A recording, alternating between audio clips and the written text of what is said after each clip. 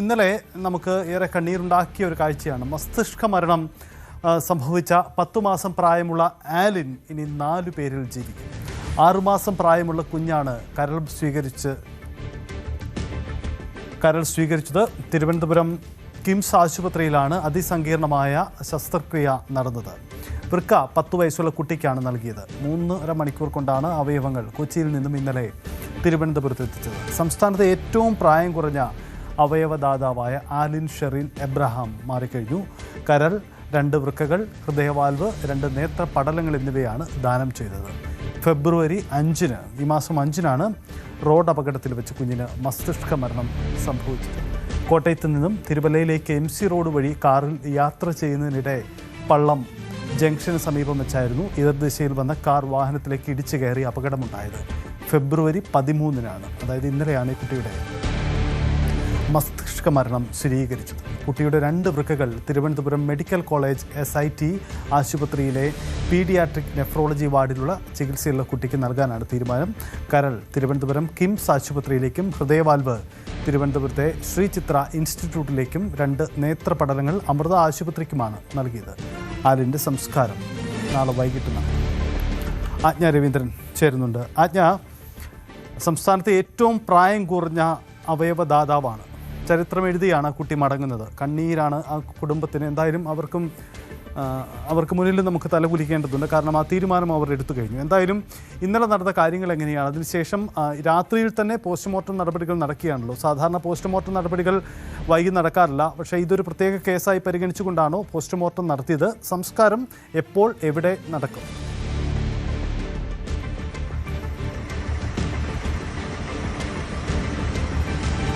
സജിത്ത്, ഇന്നലെ അറിയിച്ചതനുസരിച്ച് രാവിലെയായിരുന്നു പോസ്റ്റ്മോർട്ടം നടപടികൾ. പക്ഷേ അടിയന്തരമായി ഗാർഡ് ഓഫ് ഓണർ നൽകിയ ശേഷം കുട്ടിയുടെ മൃതദേഹം കോട്ടയം മെഡിക്കൽ കോളേജിലേക്ക് പോസ്റ്റ്മോർട്ടത്തിനായി അടിയന്തരമായി അയക്കുക തന്നെയായിരുന്നു. കാരണം പിന്നീട് അതിൽ നടപടിക്രമങ്ങൾ, ഇൻക്വസ്റ്റ് പൂർത്തിയാക്കിയ ശേഷം മറ്റ് നടപടിക്രമങ്ങൾ ഉണ്ടായിരുന്നില്ല എന്ന് തന്നെയാണ് പോലീസിന്റെ ഭാഗത്തുനിന്ന് വ്യക്തമാക്കിയിരുന്നത്. അങ്ങനെയാണ്.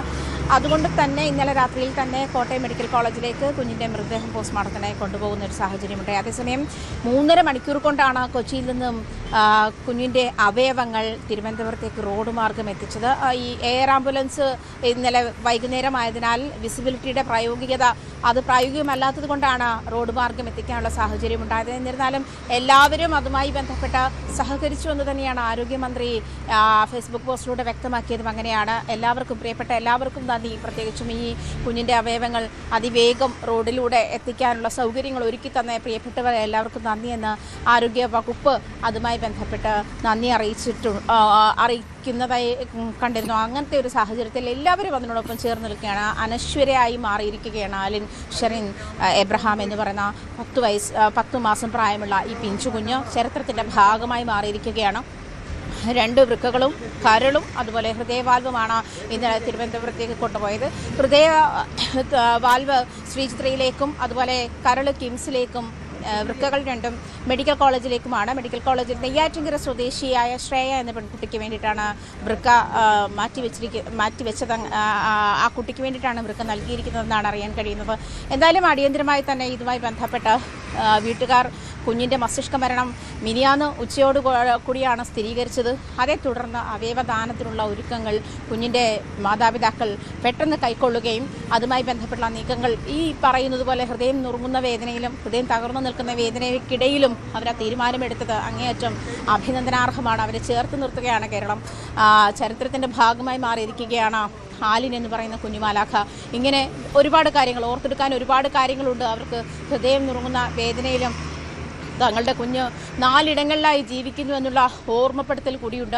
നേത്രം ബാങ്കിലേക്കാണ് കണ്ണുകൾ ദാനം ചെയ്തിരിക്കുന്നത്. ഇപ്പോൾ നിലവിൽ നേത്ര ബാങ്കിലാണ്, അമൃത ആശുപത്രിയിലെ നേത്ര ബാങ്കിലാണ് കുഞ്ഞിൻ്റെ കണ്ണുകൾ സൂക്ഷിച്ചിരിക്കുന്നതെന്നാണ് അറിയാൻ കഴിയുന്നത്. മറ്റു കാര്യങ്ങളൊക്കെ കേസോട്ടോ വഴിയാണ് അത് കോർഡിനേറ്റ് ചെയ്തിട്ടുള്ളത്.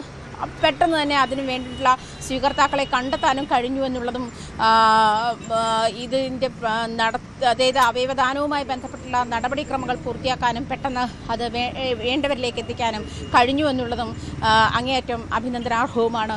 എന്തായാലും നാളെ ഞായറാഴ്ചയാണ് സംസ്കാര ചടങ്ങുകൾ നടക്കുക. മൃതദേഹം ഇന്നലെ തന്നെ അമൃത ആശുപത്രിയുടെ ഒരു ട്രിബ്യൂട്ടിന് ശേഷം മാതാപിതാക്കൾക്ക് മൃതദേഹം വിട്ടു നൽകിയെന്ന് പോസ്റ്റ്മോർട്ടത്തിന് ശേഷം മറ്റു ചടങ്ങുകൾ അവിടുത്തെ ഒരു മോർച്ചറിയിൽ തന്നെയാണ് സൂക്ഷിച്ചിരിക്കുന്നത്. ഇപ്പോൾ ആലിൻ്റെ മൃതദേഹം സൂക്ഷിച്ചിരിക്കുന്നതിന് ശേഷം നാളെയോടുകൂടിയാണ് മൃതദേഹം സംസ്കരിക്കുക എന്നാണ് മനസ്സിലാക്കാൻ കഴിയുന്നത്. എന്തായാലും ചരിത്രത്തിൻ്റെ ഭാഗമായി മാറുകയാണ്. കേരളത്തിൻ്റെ അവയവദാന ചരിത്രത്തിലെ ഏറ്റവും പ്രായം കുറഞ്ഞ ആൾ എന്നുള്ള ബഹുമതിയോട് കൂടിയാണ് കുഞ്ഞാലിൻ കടന്നു പോകുന്നത്. 4 പേർക്ക് നിലവിൽ ജീവൻ നൽകി അല്ലെങ്കിൽ പുതുജീവൻ നൽകി തന്നെയാണ് ആലിൻ ഈ ഭൂമി വിട്ടു പോയിരിക്കുന്നത്. എന്തായാലും ആലിനോടൊപ്പം അല്ലെങ്കിൽ ആലിൻ്റെ വീട്ടുകാരെ ചേർത്ത് നിർത്തുകയാണ്. നൊമ്പരത്തോടെയാണെങ്കിലും ഇത് ഒരു വശത്ത് ഈ പറയുന്നത് പോലെ ഹൃദയം നുറുങ്ങുന്ന വേദനയുള്ളപ്പോഴും മറ്റൊരു വശത്ത് 4 ജീവനുകൾ നിലനിർത്താനുള്ള സഹായം ആ കുടുംബത്തിൻ്റെ ഭാഗത്തുനിന്നും ഉണ്ടായി എന്നുള്ളത് വലിയ നേട്ടം തന്നെയാണ്. അത് ഈ പറഞ്ഞതുപോലെ വാക്കുകൾക്ക് അതീതമാണ്. അങ്ങനെ വേണം അതിനെ പ്രശംസിക്കാൻ തന്നെ. ബിയോണ്ട് വേർഡ്സ് എന്ന് പറയുന്ന കാറ്റഗറിയിലേക്ക് വേണം അതിനെ പ്രശംസിക്കാൻ തന്നെ. എന്തായാലും വലിയ നേട്ടം തന്നെയാണ് ആ മാതാപിതാക്കൾ തങ്ങളുടെ കുഞ്ഞുമകൾക്ക് വേണ്ടി ഈ ഭൂമിയിൽ ഇതിനപ്പുറം അവർക്ക് ഇനി ഒന്നും ചെയ്യാനില്ല എന്ന് തന്നെ വേണം പറയാൻ. എന്തായാലും ആ നേട്ടം അവരതിന് ഒരുങ്ങിത്തിരിച്ചത്, പ്രത്യേകിച്ചും ഈ ഒരു അവസ്ഥയിൽ തന്നെ അവരുടെ കുഞ്ഞിനെ നഷ്ടപ്പെട്ടതിൻ്റെ വേദനയ്ക്കുള്ളിൽ പോലും അവയവദാനത്തിന് തയ്യാറായി എന്നുള്ളതും വലിയ കാര്യമാണ്. അത് മാതൃകയാവുകയാണ് ആ മാതാപിതാക്കൾ. സജി, യെസ്, അതാണ് ചരിത്രം സൃഷ്ടിച്ച് ആലിൻ ഷെറിൻ എബ്രഹാം യാത്രയായി.